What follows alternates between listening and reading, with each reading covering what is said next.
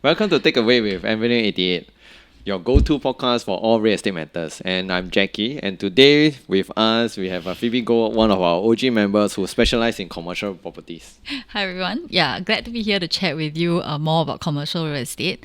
So a lot of my clients actually have been asking should I buy or rent a unit for my business? So today we'll address some of these commonly asked questions. Yeah, so let's say if you are looking to, if you are a startup business or you are already in the business for a few years, I think this episode will be useful to you.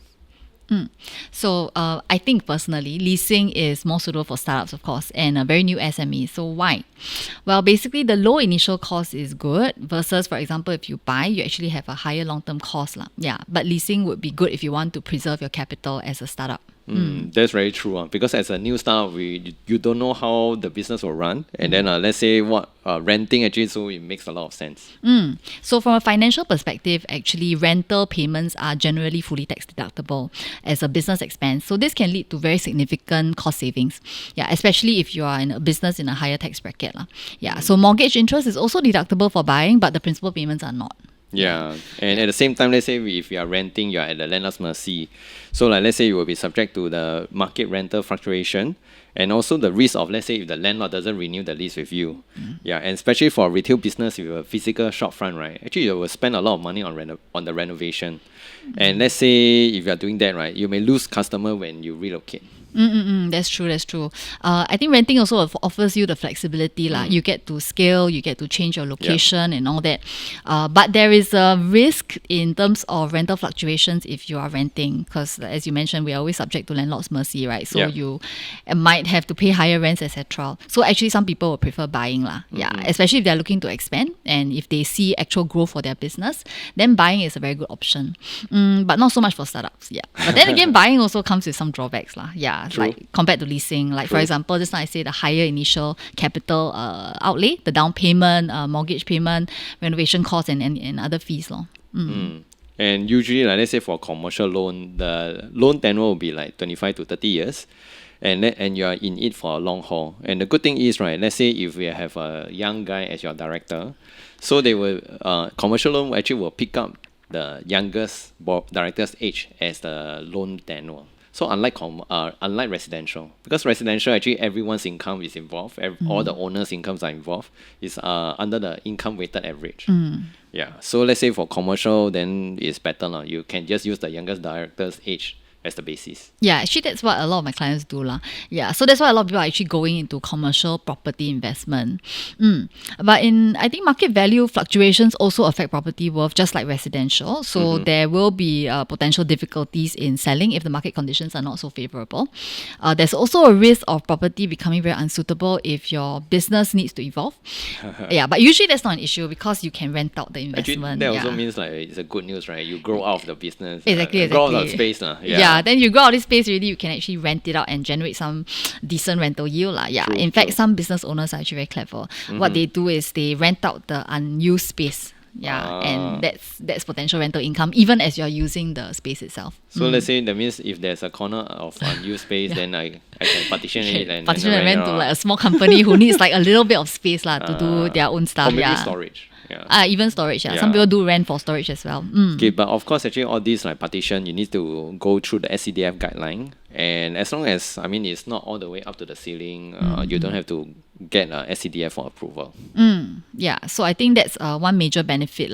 If you have gain stability and you have more revenue and more profit in the long run, right, and you're looking to expand your operations, you're looking to expand your manpower, then I think you should eventually consider buying. True. Yeah, because buying helps to build equity as a business. So when you buy a property, each mortgage payment actually builds equity in a tangible asset. So in Singapore's very robust real estate market, you can actually have very significant wealth building tool for business owners. So over time, the property becomes a valuable asset and on your balance sheet and potentially increases your borrowing capacity. So because you can use this as a collateral when you go out and borrow. To do your business expansion. Actually, that's very true. Let's say for the mortgage, it's something like your forced saving, right? So potential for capital appreciation as well. And then it has also high rental yield, generally for commercial property. Because these days, actually, you can still get 4 to 5% rental return. And during the good old days, can be as high as 7 to 8% or even higher. Yeah. And at the same time, actually, mortgage is more stable than your rental. Like just now earlier, we mentioned that you don't have to discuss with the landlord, right? There's no landlord, so it's only the fixed mortgage rate. And at the same time, like because just like my gym business, I mean, we're renting the space. The rental actually is like 40% of our total revenue. It's very high. Yes, very high. Yeah, but I remember that time during COVID, the government actually came up with a rental subsidy Yeah. to help, rental subsidy scheme to help all the SMEs out there. So the initiative actually saved a lot of businesses that helped them to last until now lah. Yeah, definitely. Because actually during that COVID period, I mean, all thanks to Akong lah. Okay, we get a few months of free rental during that period of time. Oh yeah. Oh, by the way, buying also means that you get the freedom to customize the place however you want. You don't actually have to seek approval from the landlord. But that is of course not true for all houses, all types of commercial units lah. For example, if you own a shop in a shopping mall or a conservation shop house, then you will need to follow some guidelines lah. Yeah, definitely. So actually now it's quite clear, like both leasing and buying, what are the pros and cons. So what is the one thing that you want to share with others? Okay, so my advice would be for SMEs to carefully assess their financial situation, growth projections, and also their long-term goals. So leasing might be a better option for businesses that need flexibility or are still in the process of establishing themselves.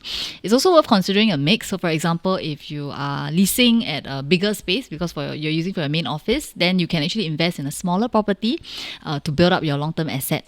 And additionally, I would recommend thoroughly researching the area that you're interested in. You've got to understand the market trends, the future development plans, and also any rental patterns that can help you make a more informed decision. Yeah, that's right. And I totally agree with you on the assessment and research. And of course, if you fail to plan, you plan to fail. So for SME with stable operations and few years into the business already, I think buying would be a better choice. However, it's crucial to look beyond just the property itself, because you can consider other factors like potential changes in the master plan, the zoning laws, and upcoming infrastructural project changes, and overall economic outlook for Singapore, because all these may impact your property value in the long run as well. Yeah, and I can't stress enough the importance of consulting with financial advisors, and also you can speak to us. Yeah, we can help you to navigate the complexities of commercial real estate and also make a more informed decision that aligns with your business strategy. So thank you for watching to the end. If you find this topic interesting, please like and share with someone. And if you have any further question, please DM or leave a comment below. Once again, thank you for tuning in to Takeaway with Avenue 88 podcast series. And we'll see you soon. Bye-bye. Bye.